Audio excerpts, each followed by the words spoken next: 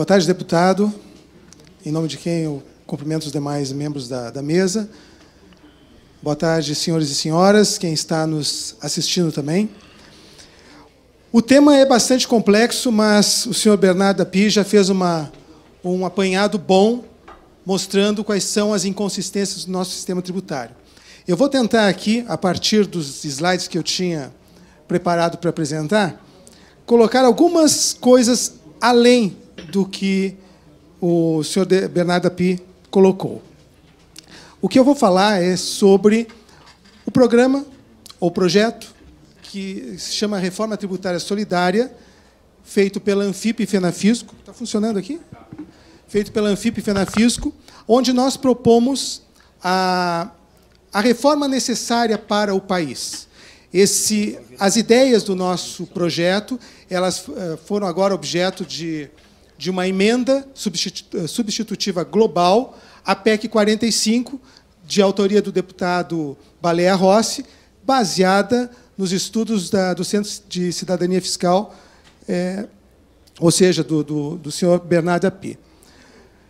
O que se pergunta é o seguinte: por que fazer uma reforma tributária? Foi falado aqui que existem vários problemas no nosso sistema tributário.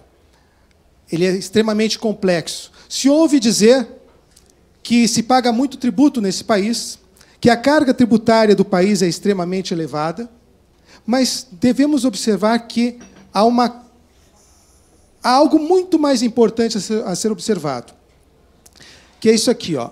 O sistema tributário nosso, ele é extremamente regressivo. E, sendo regressivo, ele aumenta a concentração de renda e faz com que aprofundem as desigualdades em todos os níveis na sociedade. Isto é que deve ser atacado com o sistema tributário. Isso, normalmente, nós não escutamos. Ele aprofunda as desigualdades, atrasa ou impede o desenvolvimento. Importante que se diga também que o sistema tributário não é a causa disso. Ele não é a causa das desigualdades. As desigualdades, eu posso dizer assim, ó, que elas são inerentes à civilização. Todas as sociedades, sempre, em todas elas, sempre houve desigualdade, e eu acredito que sempre vai haver. O problema é a desigualdade extrema. Essa deve ser combatida. E é através de um sistema tributário justo que isso é feito. Os Estados Unidos e a Europa, a partir da Segunda Guerra Mundial, eles nos dão um exemplo de como fizeram isso. Eles reduziram as desigualdades naqueles países de duas formas: fazendo um sistema tributário progressivo e investindo em moradia, educação, benefícios sociais para a sociedade, saúde. O problema é que, nas últimas décadas, isto começou a ser revertido. Começou a se atacar a progressividade dos sistemas tributários e o bem-estar social também começou a ser atacado. E este é um problema. Estudos mostram que os 10% mais ricos do Brasil, os 10%, e observem que os 10% estão numa renda a partir de 5.214, segundo dados do IBGE, os 10% mais ricos ficam com mais de 50% de tudo que é produzido no país. Isso é um problema. O Brasil é um dos países mais desiguais do mundo. Só estão na frente dele alguns países da África, 9 países da África. Segundo o relatório das Nações Unidas, do ano passado, a desigualdade medida pelo Índice de Gini no Brasil coloca o Brasil como o 9º país mais desigual do mundo. Olha ali, ó, a África do Sul é o mais desigual, depois vem países africanos. Segundo o mesmo relatório, o Brasil, pelo 2º ano consecutivo, está no 79º lugar no Índice de Desenvolvimento Humano, o IDH. 2º ano consecutivo. E observe o seguinte, ó, não é surpresa a Suíça estar na frente do Brasil, Austrália, Noruega, Alemanha. Tudo bem, Holanda. Mas olhem quem está na frente do Brasil.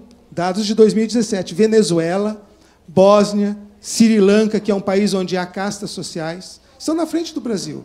E isso não é por acaso. Olha aqui, ó. Isso é um retrato do Brasil, ó. Isso é um retrato do Brasil. E, vejam bem, não é a Anfip, não é a FENAFISCO que diz que a desigualdade é o problema. A desigualdade de renda é o principal fator que limita a eficiência econômica, afirma a diretora-geral do FMI, Christine Lagarde. Também, a igualdade, olha só, agora, a igualdade atua como força impulsionadora da eficiência econômica, segundo a CEPAL. Então, isso é importante que seja combatido, a desigualdade. E a experiência dos outros países, a experiência recente dos últimos 60 anos, mostra que é possível se ter um sistema tributário mais justo, uma distribuição de renda mais equilibrada e, ao mesmo tempo, crescimento econômico. É possível fazer isso. E como é que faz isso? Investindo em educação, em infraestrutura e num sistema tributário justo, progressivo. O que seria uma tributação justa? Foi dito aqui pelo senhor Bernardo Api. Uma tributação justa é aquela em que cada cidadão vai contribuir de acordo com sua capacidade contributiva. Isso não ocorre no nosso sistema. Isso não ocorre. Quais as dificuldades para se fazer uma tributação justa em que cada contribuinte pague de acordo com sua capacidade contributiva? Eu posso fazer uma tributação progressiva, ou seja, aumentando a alíquota de tributação à medida que aumenta a renda, à medida que aumenta o valor de um bem? Posso fazer isso. Eu posso fazer a tributação do imposto de renda progressivo. Então, quando eu tributo a pessoa, eu tenho condições de fazer uma progressividade. É possível aplicar a progressividade na tributação das coisas, no IPTU, IPVA, ITR, eu posso ir aumentando a alíquota à medida que aumenta o preço do bem. Na transmissão dos bens, eu também posso fazer isso. Eu posso aplicar a progressividade. O problema é que eu não consigo aplicar a progressividade na tributação sobre o consumo. E aí estão envolvidos ICMS, IPI, PIS/PASEP, COFINS, a folha de pagamento também. Então, tem uma série de tributos envolvidos no consumo que eu não consigo fazer a progressividade. E o problema é que a tributação sobre o consumo ela representa muito na carga tributária. E é aí que está o problema. E por que eu não consigo aplicar a progressividade ali? E qual é o problema real que tem na tributação sobre o consumo? Imaginem esse exemplo aqui que eu vou dar. Um comércio ali vai vender um bem. O comerciante ele é contribuinte e é responsável pelo pagamento de alguns tributos que incidem sobre o preço daquele bem. ICMS, IPI. No caso, ali, o comerciante tira o IPI fora. Digamos que fosse uma indústria. Mas tem o PIS, PASEP, COFINS. Ele vai pagar esses tributos todos, ele vai pagar isso aí, só que quem vai arcar não é ele, é o consumidor, porque ele transfere aqueles R$1.000 ali que ele pagou de tributos para o preço do bem que ele vai vender. Agora, imagine o seguinte, um consumidor que tem uma renda de R$2.000 vai comprar esse bem. Se eu dividir os R$1.000 de tributo, pegar esses 1.000 e dividir pela renda, eu tenho a carga tributária que aquele consumidor está sujeito. No caso ali, 50%. Então, aquele consumidor que ganha R$2.000 está sujeito a uma carga tributária de 50% quando ele compra aquilo ali. Agora, imaginem que alguém vai comprar o bem esse e ganha R$20.000. Eu, fazendo o mesmo cálculo, eu chego à conclusão que a carga tributária para esse consumidor que ganha R$20.000 é 5%. É aí que está o problema. A tributação sobre o consumo faz com que, quanto maior a renda, menor a carga tributária. E quanto menor a renda, maior a carga tributária, o que prejudica as populações de baixa renda. Esse é o problema. E é isso que tem que ser atacado numa reforma tributária. As duas propostas de emenda à Constituição que tramitam no Congresso, a 110 lá no Senado e a PEC 45 na Câmara, elas propõem modificações na tributação sobre o consumo, as duas. mas, basicamente, elas simplificam. Elas juntam diversos tributos num só, num IVA. Mas a carga tributária continua sendo a mesma. Elas não atacam o que nós entendemos que é o principal problema, redução da carga tributária. Isso é que tem que ser modificado. Não é que as duas propostas não sejam boas. Elas são boas porque elas simplificam. E isto é um desejo de todo mundo. Mas isso não vai gerar... Me desculpe se eu discordo um pouco do senhor, senhora Pi, mas isso não vai resolver o problema da economia. Os nossos produtos vão continuar sendo caros. A competitividade vai continuar sendo difícil. Porque, como uma empresa que tem uma carga tributária enorme sobre o consumo, vai competir com produtos que venham da China? Ou não vamos muito longe da Argentina, do Mercosul? Nós temos que reduzir a tributação sobre o consumo. Isso é que tem que ser atacado numa reforma tributária. Eu acredito que não haja dúvida que a carga tributária sobre o consumo deve ser reduzida. Mas a pergunta que se faz agora é a seguinte: será que a carga tributária do Brasil, que gira em torno de 32%, às vezes 33%, essa carga tributária deve ser reduzida? Como é dito, às vezes, comparando com os Estados Unidos, nos Estados Unidos a carga tributária é 26% do PIB, a nossa é 32%.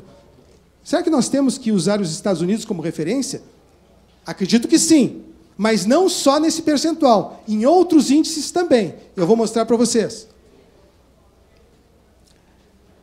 E para nós sabermos se 32 é muito ou pouco, eu tenho que saber que tipo de sociedade eu quero.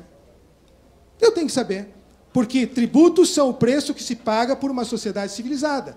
Eu defino o tipo de sociedade que eu quero, defino a tributação, a carga tributária. Só para deixar claro aqui, a carga tributária é o percentual de tudo que é produzido no país que fica com o Estado.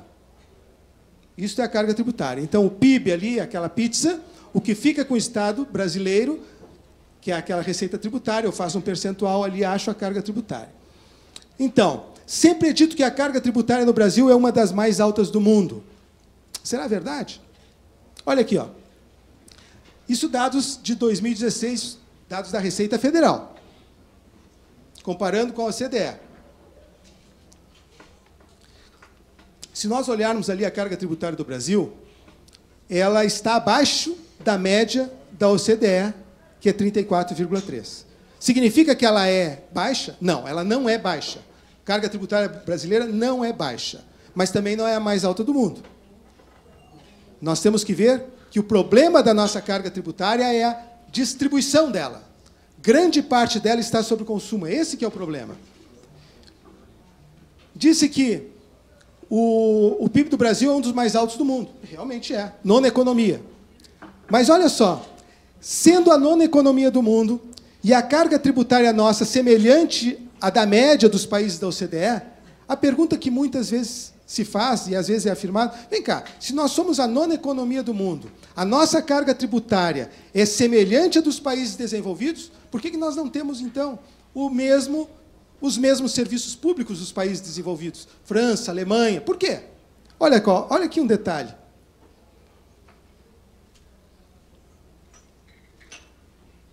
O problema é a carga tributária per capita. Eu vou mostrar para vocês rápido aqui, eu não vou poder parar ali. Olha só, um exemplo.